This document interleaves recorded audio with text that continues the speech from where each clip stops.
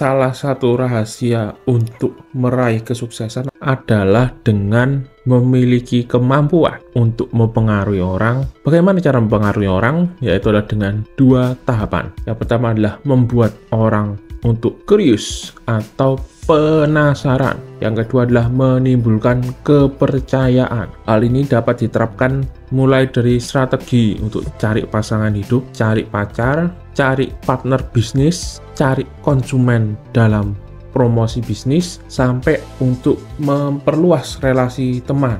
Apakah Anda mau melakukan proses untuk mencapai karir ataupun untuk meningkatkan circle network Anda? Itu hanya dua tadi ya, yaitu adalah curiosity dan trust. Anda harus dapat membuat orang curious terhadap Anda, dan yang kedua adalah membuat orang trust kepada Anda. Pada video kali ini kita akan membahas terkait curiosity. Seperti yang tadi saya katakan, curiosity adalah salah satu skill untuk mempengaruhi orang baik secara sadar maupun tidak sadar.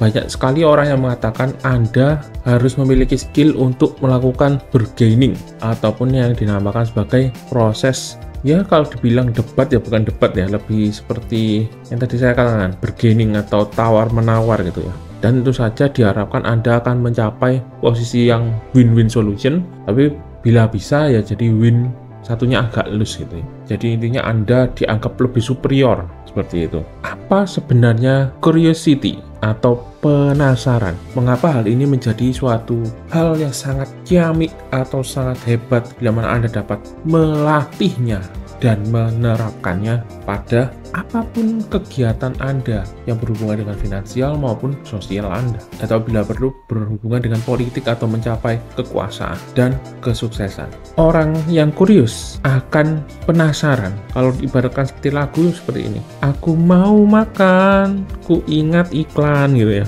Kalau prosesnya iklan gitu ya.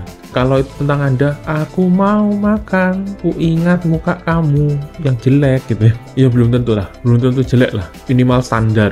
Intinya, curiosity ini ada pada dua kubu yang cukup menyusahkan dari segi emosi. Seperti yang Anda ketahui, bila mana manusia itu paling banyak didrive atau digerakkan oleh faktor emosi. Ada dua faktor emosi dasar yang dimiliki manusia, yaitu emosi positif yang dihubungkan dengan senang, dan yang kedua adalah emosi negatif yang dihubungkan dengan sengsara. Teori ini biasanya dikatakan sebagai pain versus pleasure. Ada yang makanya menitipkan pain point, masalah pada saat proses penciptaan bisnis ataupun melakukan sebuah konten gitu ya. Serang emosi negatifnya gitu ya. Nah, tapi pada proses curiosity ini ada dua tahapan yang akan membuat seseorang, atau mengapa teknik ini dianggap sebagai teknik pamungkas. Yang pertama adalah pada saat curiosity itu sudah ada, pada saat rasa penasaran ini tidak terpenuhi, maka orang tersebut akan merasakan emosi,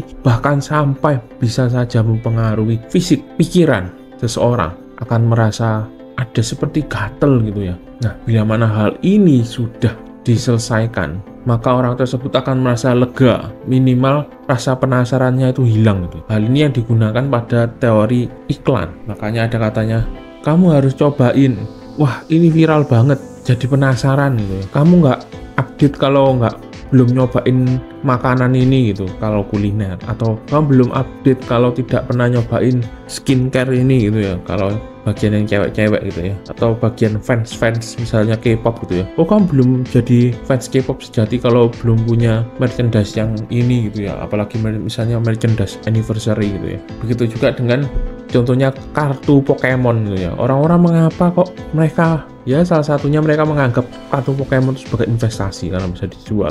Tapi menurut saya faktor curious, yaitulah tidak mau ketinggalan.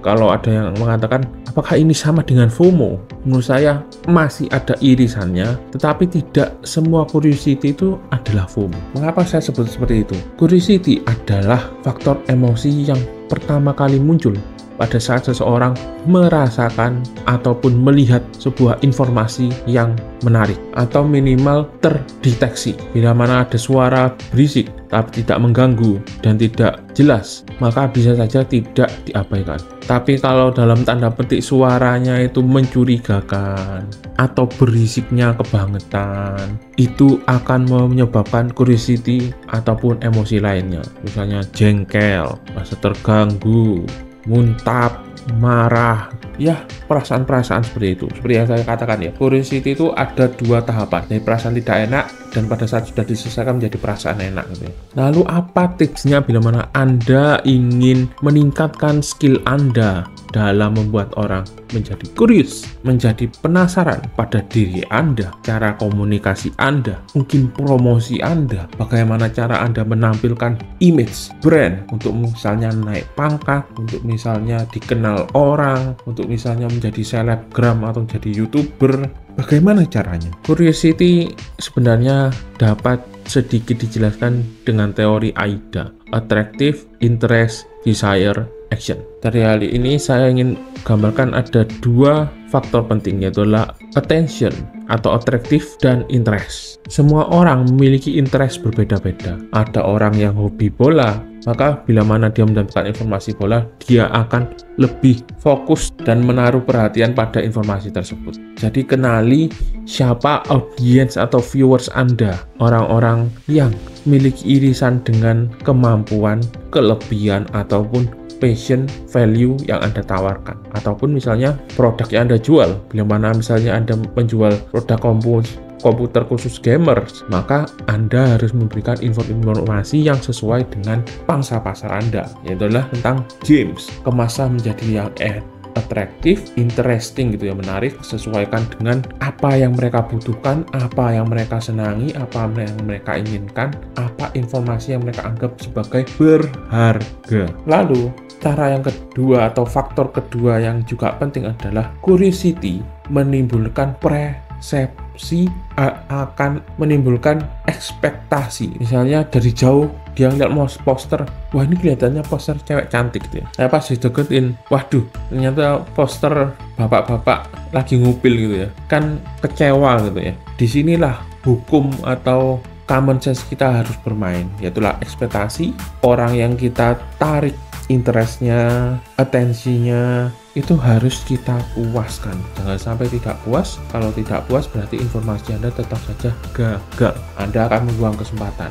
Tidak apa, bila mana awal Anda masih proses belajar, hal itu lebih baik daripada Anda tidak pernah belajar sama sekali. Jadi jangan pernah menyerah, terus asah kemampuan Anda. Karena bila mana Anda mengetahui apa yang membuat Anda curious dan membuat orang lain curious, maka Anda memiliki kemampuan untuk mempengaruhi orang sehingga dapat mengendalikan minimal pikiran, perasaan, atau tindakan mereka supaya lebih dekat dengan tujuan Anda. Misalnya Anda menjual sesuatu, apakah menjual produk, kuliner, jasa, ataupun untuk branding citra diri Anda dalam meningkatkan taraf kehidupan dan menuju kesuksesan versi Anda masing-masing. Jika diibaratkan dengan memancing atau kegiatan di sosial media ya, curiosity adalah teknik di mana hook tersebut harus ada umpannya. Tapi bila mana Anda memiliki hook ataupun umpan yang bagus, tetapi ternyata Anda mancingnya cuma pakai tongkat diikat tali, ya pasti nggak bakal bisa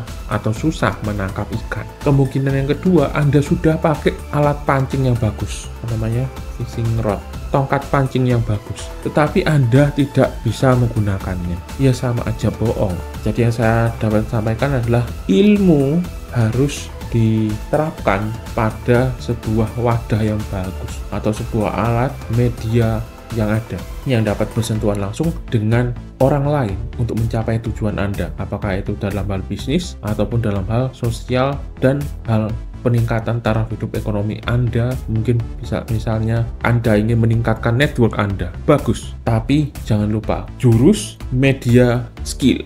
Jadi tidak ada yang instan, semuanya harus dilatih. Biasakan diri, jangan mudah menyerah. Bila mana gagal, cari cara untuk peningkatan diri. Juga jangan sampai ketipu ataupun cuma berputar di kubangan tong setan, mengikuti apa yang katanya orang. Ini cara yang mudah, ini pasti berhasil. Tapi kalau tidak pernah Anda action, maka semuanya itu hanyalah omong belaka. Jangan sampai kena jebakan katanya.